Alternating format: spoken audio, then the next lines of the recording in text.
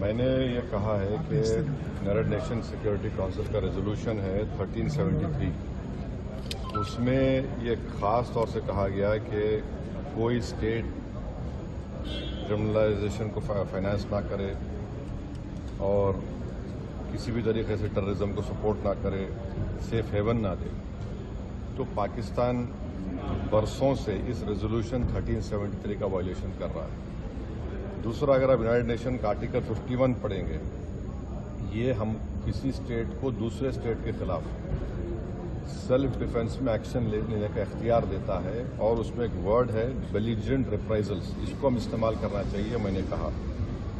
اور تیسرا یہ کہ ہمارے سمویدھان میں آرٹیکل 355 ہے جو یہ کہتا ہے کہ یونین پر ایک ڈیوٹی ہے ایکسٹرنل ایگریشن سے اسٹیٹس کو بچانے کے لیے.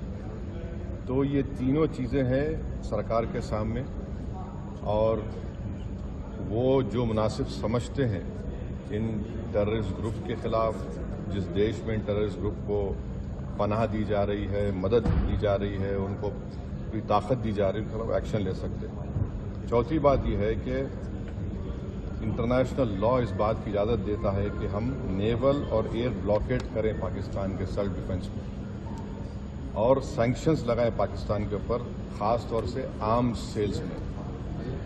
اس کے بعد میں نے یہ کہا کہ وہاں پر میڈوز میں آخر کیوں CRPF نہیں تھی وہاں پر،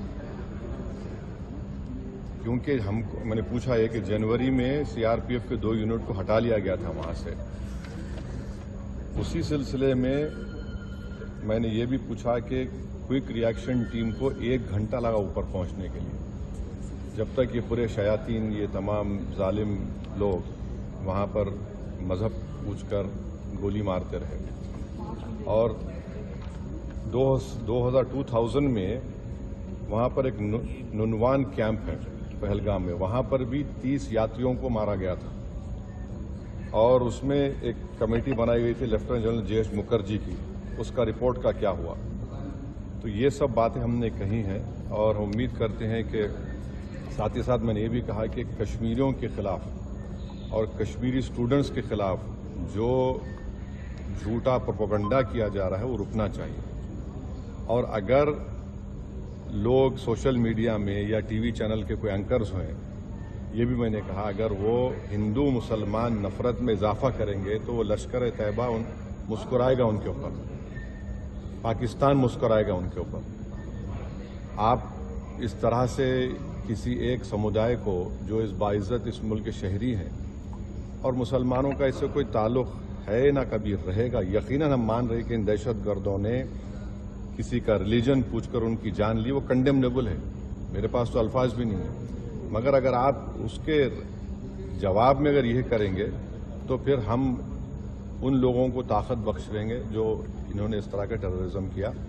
اب یہ سرکار کے اوپر ہے، اور ہم نے انڈس واٹر ٹریٹی کے بارے میں کہا کہ بہت اچھی چیز ہے کہ ہم نہیں بول دیے، مگر آپ بتائیے ہم پانی کہاں رکھیں گے؟ پانی تو کہیں رکھنا پڑے گا نا آپ کو.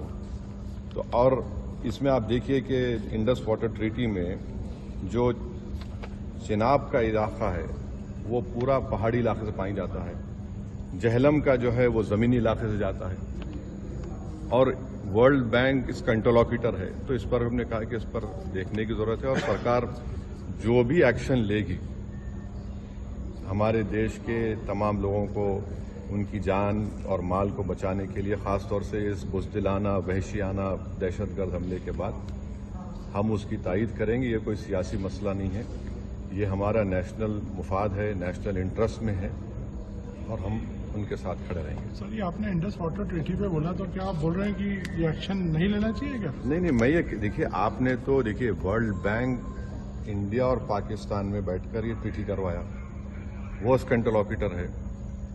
بھائی پانی کو کہاں رکھیں گے آپ؟ اچھا ہے، آپ نے اچھا اسٹیپ لیا، مانتے ہیں، پانی کہاں رکھیں گے آپ؟ ڈیم بنا دیں. آپ بھائی ڈیم بنائیے نا. اسٹینڈنگ کمیٹی تھی، اس نے بھی اس کو کہا تھا کہ ان کو انڈس نہیں، اب وہ سمجھ جائیے. میں نے یہ کہا کہ آپ نے لیا ہے جو steps cabinet committee on security میں لیا آپ نے، ٹھیک ہے، مگر ورلڈ بینک انٹرلوکیٹر ہے اس کا، تو وہ بھی دیکھیں، انٹرنیشنل لا سے دیکھنے کی ضرورت ہے. وہ تو سرکار سے پوچھو، ہم نے کہا یہ بات کہی. Thank you.